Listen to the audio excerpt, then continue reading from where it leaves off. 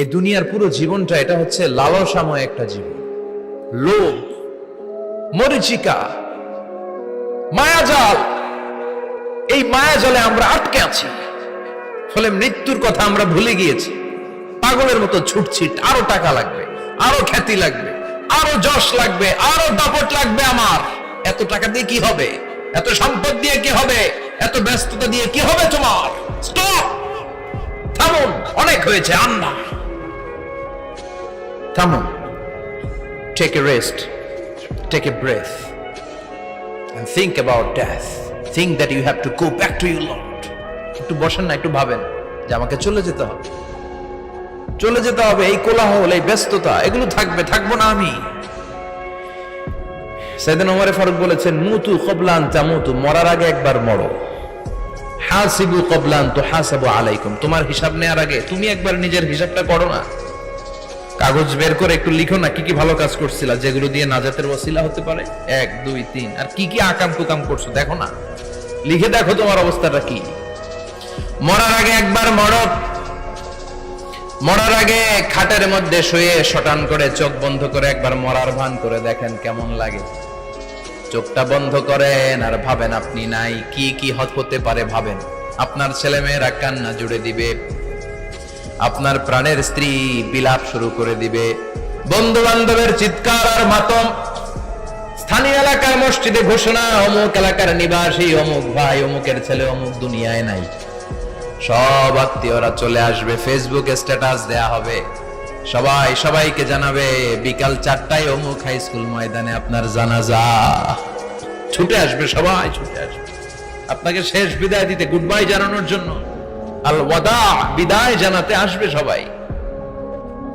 4 তাকবীর দিয়ে আপনার জানাজা হবে, অশ্রুসিক্ত জানাজায় আপনার বিদায় হবে। কাঠের খাটিয়ার মধ্যে করে কাঁধে তুলে আপনার কবরে নেওয়া হবে। আগে থেকে খুঁড়ে রাখা কবরটার মধ্যে আপনারে বিছিয়ে দেয়া হবে। বাঁশের কচি দিয়ে তার উপরে মাটির চাপা দিয়ে সব চলে যাবে। ভাবেন না একবার চোখ বন্ধ করে, this is the circle of life, this is the nature of life. এটা সবার হবে, আমার হবে, আপনার হবে। এত মায়া, এত ভালোবাসা কই যাবে? কেউ থাকবে না, সবাই আপনার অন্ধকার কবরে রেখে দিয়ে চলে আসবে। উপরে বাঁশের কঞ্চি, তার উপরে মাটির চাপা, অন্ধকার আর অন্ধকার। এই অন্ধকার যেন শেষ হতে চায় না, শুধুই অন্ধকার, ঠিক কিনা? এজন্য আমাদের চলে যেতে হবে। দাদা গেল, চাচা গেল, মামা গেল, আমাদেরকেও যেতে হবে, জোরে কোন ঠিক কিনা? একদিন মাটির ভেতরে হবে ঘরে মন আমার, কেন বন্ধ দালান ঘর, প্রাণ পাখি উড়ে যাবে পিঞ্জর ছেড়ে।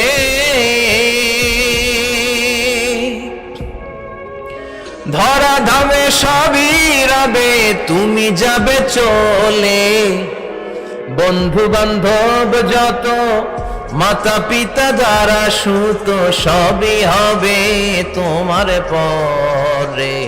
মন আমার কেন বন্ধ দালান ঘর, একদিন মাটির ভেতরে হবে ঘরে মন আমার, কেন বন্ধ দালান ঘর, ঠিক কিনা? সব করে থাকবে, চলে যেতে হবে আমাদেরকে। এজন্য আখিরাতের কথা যেন আমাদের স্মরণ হয়। বিশ্বনবী বলতেন, নাহাইতুকুমান জিয়ারাতিল কুবুর, আমি তোমাদেরকে কবর জিয়ারত করতে আগে নিষেধ করতাম, কিন্তু এখন নিষেধাজ্ঞা প্রত্যাহার করে নিলাম। এখন সব সময় তোমরা কবরের সামনে যাবা আর জিয়ারত করবা। কবরস্থানে জানতো বড়ুয়া কৃষ্ণপুরের এই গ্রামের কবরস্থান আছে কোন দিকে? পূর্ব দিকে আছে, গোখরার জলের ওদিকে। যান আপনারা, একটু যাবেন, একটু গেলে আখিরাতের কথাটা স্মরণ হবে। ওখানে ছোট শিশুরা শুয়ে আছে, কিশোর যুবকরা আছে, আপনার মতো তাগড়া যুবক মুরব্বীরা আছে। এরা এই এলাকায় থাকতো, এরা আকাশ থেকে নেমে আসে না, এই এলাকার সন্তান, আজ নাই। একটা সার্টেন পিরিয়ড শেষে আপনিও থাকবেন না। This is the nature of life, this is the circle of life. ছোট্ট শিশু হয়ে এসেছিলেন, শৈশব, কৈশোর, যৌবন, প্রৌঢ়ত্ব। আগে ছিলেন সিঙ্গেল, বিয়ে করে হয়ে গেলেন ডবল। এরপরে আল্লাহ আপনাকে একটা মেয়ে দিল, এরপরে মেয়েকে বিয়ে দিয়ে শ্বশুর হলেন, এরপরে ওই মেয়ের ঘরে সন্তান হতে নানা হলেন। আর কতদিন? অনেক দিন হলো তো, অনেক লম্বা সময় পেয়েছেন আপনি। Think about death. এবার যাওয়ার কথা ভাবেন। আখিরাতের সামানের কথা ভাবেন, ফিরে যেতে হবে।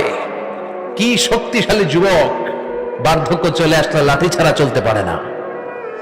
কুচকুচে কালো দাড়ি সাদা হয়ে যায়, দাড়ির শুভ্রতা, বয়সের ভার, রং ধরা যৌবন জং ধরে শেষ, ঠিক কিনা?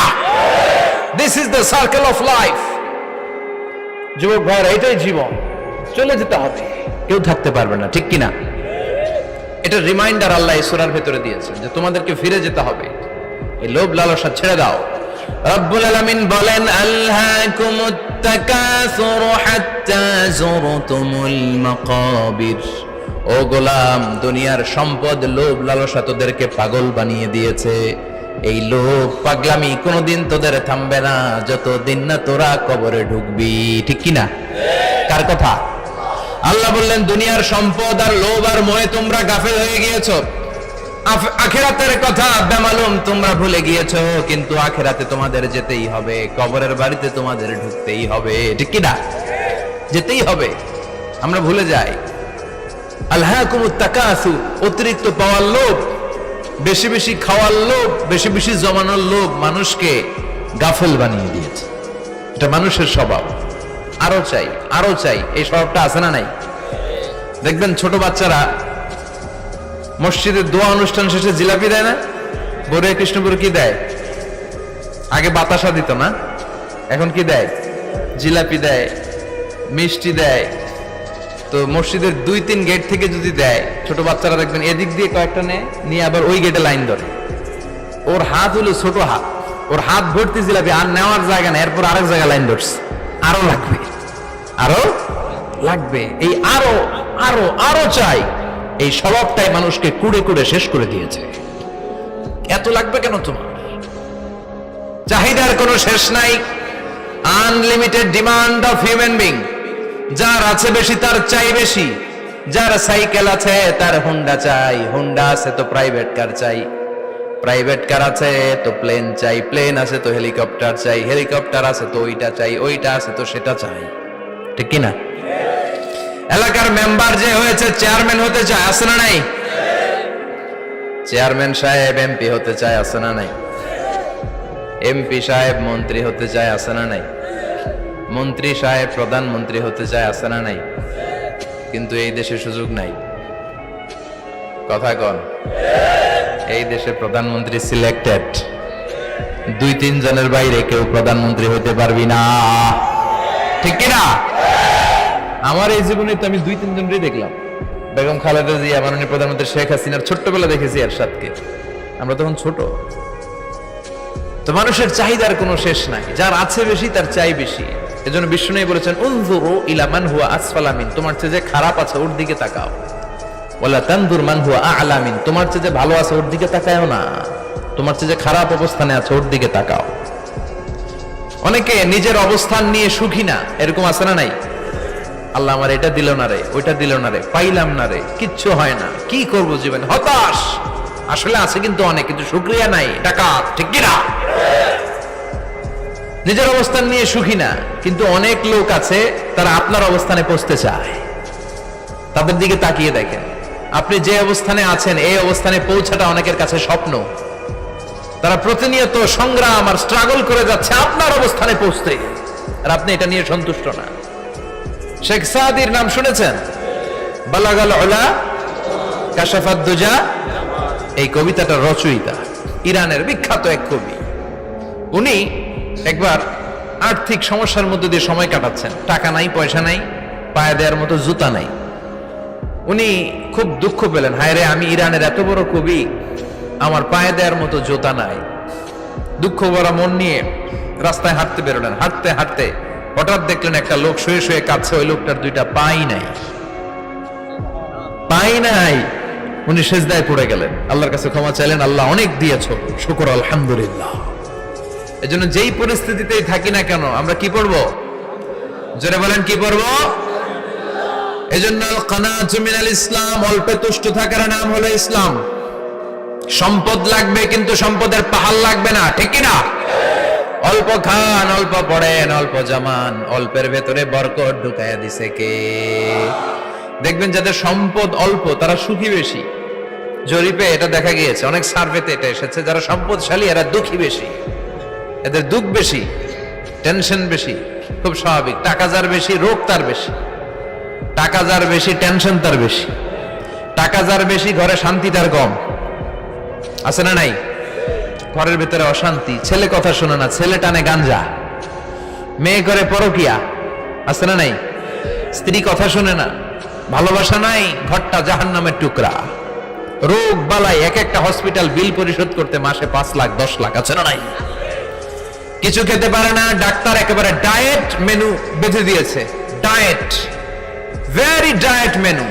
এটা এটা এটা এটা কিছুই খাবেন না, শুধু গরু খাবেন না, খাসি খাবেন না, চিংড়ি খাবেন না, খালি ঘাস খাবেন।